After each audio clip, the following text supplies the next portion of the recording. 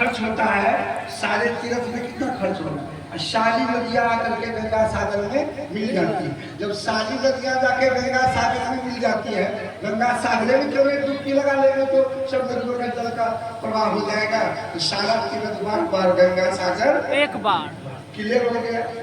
दूसरा है नत्वा च मणिकर्णिकम, नम धातु में कत्वा प्रत्यय लगने से नत्वा बनता है। नत्वा माना प्रणाम करना। ये स्वर्ण मणिकर्णिका घाट कहाँ है? काशी में। इसको प्रणाम करना। एक घाट का नाम क्यों पड़ा स्वर्ण मणिकर्णिका घाट नाम? ये सब शास्त्र में नहीं है। बहुत ध्यान भजन करेंगे तब गुरु की प्रेरणा मिलेगी तो उसको सुना जाए। ये स्वर्ण मणिकर्णिका घाट नाम क्यों पड़ा? एक समय की बात है, वैशाख शुक्ल चतुर्दशी, बड़ी तेज की धूप थी, गर्मी थी। कैलाश पर्वत पर सदाशिव जी पार्वती के साथ विराजते थे। काफी गर्मी लगी, बर्फ पिघलने लगा।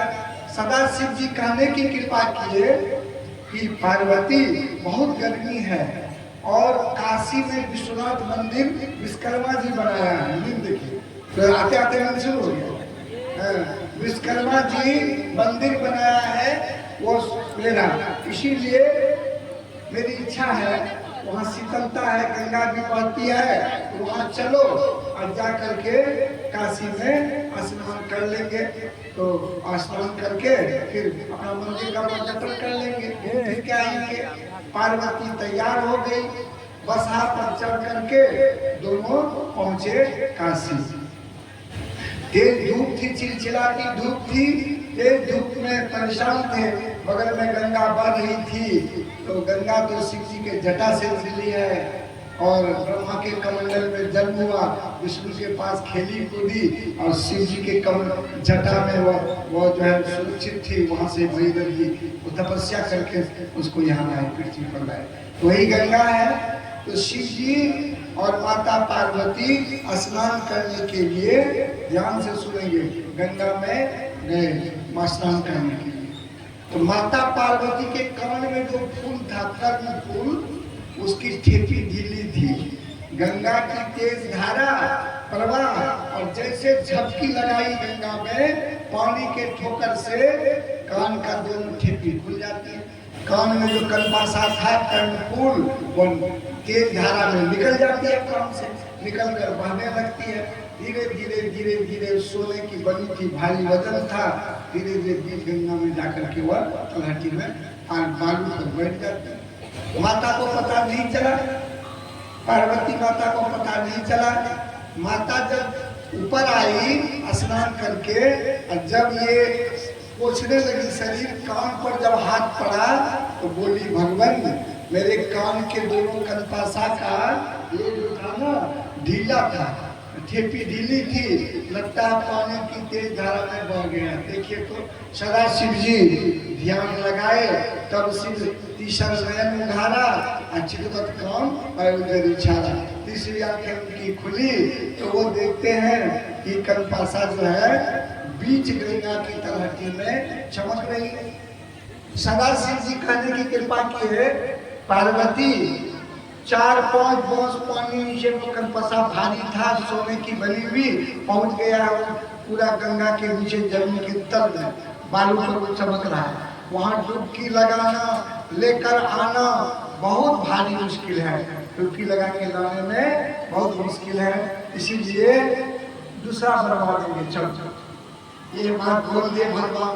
पार्वती कुछ नहीं बोली, ठीक है।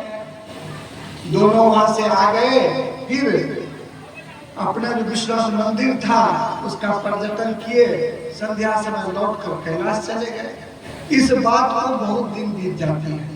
एक संत हुए,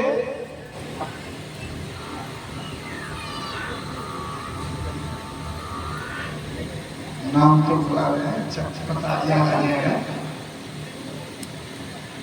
चैतन्य महाप्रभु। एक संत हुए चैतन्य महाप्रभु, बहुत ऊंचे हुए संत है।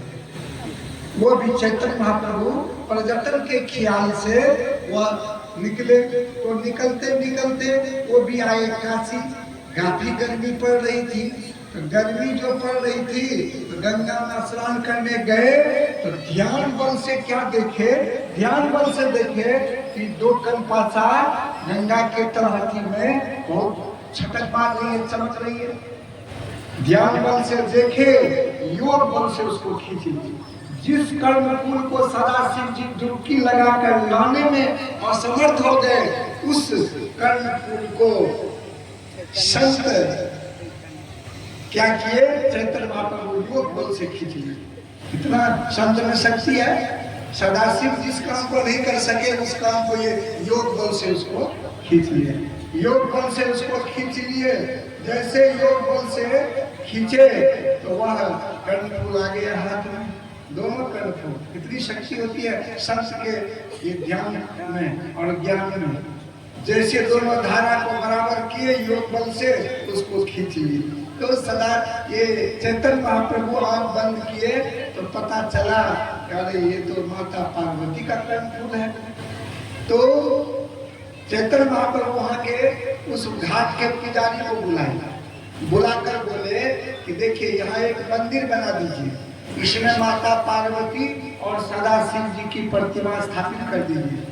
ये कान का फूल माता पार्वती का है, ये कर्ण फूल उसके कान में पहना दीजिए। इस घाट का नाम रखिए स्वर्ण मणि कर्णिका घाट, क्योंकि ये जो कान का बना है सोने की बनी है, मणि से जड़ी है। बीच में जो पत्थर है वो मणि माणिक का लाल पत्थर है, कीमती पत्थर है, सोने की बनी हुई और मणि से जड़ी हुई। कर्णिका माने कान का, इसलिए इस घाट का नाम रखे स्वर्ण मणि कर्णिका घाट। यहाँ जो कोई आकर प्रणाम करेंगे तो देवाधिदेव महादेव है और इधर जगत जननी जगदम्बा माता पार्वती है। जो यहाँ प्रणाम करेंगे सभी देवी देवता का आशीर्वाद उसको मिल जाएगा। यही बात वो ला करके सत्संग योग आप देखेंगे, जो सत्संग भजन भेद ये वे हैं। सत्संग योग भाग 1 योग उपनिषद अध्याय 6 सब कुछ बता दिया, आप खोज लेंगे मिल जाएगा। गंगायां सागरे अर्चनात्वा नत्वा च मणिकर्णिका, उस मणिकर्णिका को प्रणाम करने से, उसमें तो ये वर्णन नहीं लिखा कि मणिकर्णिका घाट कैसे पड़ा। ये तो गुरु महाराज का भाव बतलाए कि गुरु महाराज के इस भाव से वो तो लिखवाने के बाद कि वो स्वर्ण मणिकर्णिका घाट है, सोने की बनी हुई मणि से जड़ी हुई। कर्णिका में कान का वो कनपासा कर्णफूल था, इसलिए उसका नाम रखा स्वर्ण मणिकर्णिका घाट। तो स्वर्ण मणिकर्णिका घाट में जो कोई जाके प्रणाम करेगा तो कहीं 33 कोटि देवता, कहीं 56 कोटि देवता, तो सभी देवी देवता का आशीर्वाद मिल जाएगा। अलग अलग देवी देवता के पास जाएंगे। पुष्कर में एक बार हुआ था, वहाँ ब्रह्मा जी का पूरे विश्व में पुष्कर में ही एक जगह स्थान है ब्रह्मा जी का। ब्रह्मा जी का दर्शन करने में 6000 खर्चा होगा। आप पूरे 56 करोड़ देवता का दर्शन करने में कितना और खर्चा होगा, कर सकेगा? लेकिन गुरु महाराज को लाकर सत्संग जरूर लिखवाने की बात किए कि लोग इस बात को समझे। अलग अलग देवी देवता के पास नहीं जा करके काशी में स्वर्ण मणिकर्णिका को प्रणाम कर लेगा, नत्वा च मणिकर्णिका, तो उतना फल उसको मिल जाएगा, सब देवी देवता का आशीर्वाद मिल जाएगा। लेकिन विचार करिए, सबको मैं कहता हूँ, सत्संगी गैर सत्संगी सबको सुनिए, विचार करिए। अगर आपको गंगा सागर जाना है, काशी वहाँ कलकत्ता जाना पड़ेगा, कुछ समय लगेगा, कुछ पैसे खर्च होंगे, तब आप गंगा सागर दर्शन कर सकते हैं। अगर आपको मणिकर्णिका को प्रणाम करना है तो काशी जाना पड़ेगा, कुछ पैसे लगेंगे, कुछ समय लगेगा, है ना। लेकिन ये 7 दिनों से जहाँ आकर आप बैठ रहे हैं, इसके बारे में क्या कहा, उसमें क्या लिखा है, इस पर विचार करिए। क्या लिखा है? गंगायां सागरे अर्चनात्वा नत्वा च मणिकर्णिका, गंगा सागर में स्नान करने से सब तीर्थ का फल मिल गया और मणिकर्णिका को प्रणाम करने से सब देवता का आशीर्वाद मिल गया। लेकिन गंगा सागर और काशी जाना पड़ेगा। लेकिन जहाँ आकर आप बैठे हैं, इसके बारे में क्या कहा? मध्य नाड़ी विचारस्य कला नारंती सर्वसिम। हम लोगों के शरीर में 72 करोड़ नाड़ियां हैं। 72 करोड़ नाड़ियों में 1001 नाड़ियां प्रधान है, 1001 नाड़ियों में 101 नाड़ियां प्रधान है, 101 नाड़ियों में तीन नाड़ी प्रधान है, इड़ा पिंगला सुषुम्ना, और 3 नाड़ियों में जो मध्य नाड़ी है सुषुम्ना ये प्रधान है। तो इसका नाम बहुत है, सुषुम्ना, छठा चक्र, आज्ञा चक्र, 3 द्वार, 3 खिड़की, 10वां द्वार, शहरग, उर्दू में, अंग्रेजी में स्पिनल कोड, उसके बाद शिव नेत्र, शिव अक्षी, ये सब इसी का नाम है, मध्य नाड़ी इसी का नाम है, जो दोनों धार जहाँ मिलती है। तो इस सत्संग में आकर जो बैठ करके केवल कोई विचार केवल कर ले, ये दोनों धार जहाँ मिलती है वहाँ मध्य नाड़ी है। ध्यान भजन तो दूर की बात है, कोई विचार कर ले कि हम लोग के बीच में मध्य नाड़ी है, विचार अगर कर लेने से अगर 16 फल मिलेगा तो गंगा सागर में स्नान करके मणिकर्णिका को प्रणाम करने से फल मिलेगा, वो ये काम भी नहीं है। बताइए इसकी कितनी महिमा है, कितनी महिमा है इसकी। यही सब शॉर्ट मीडियम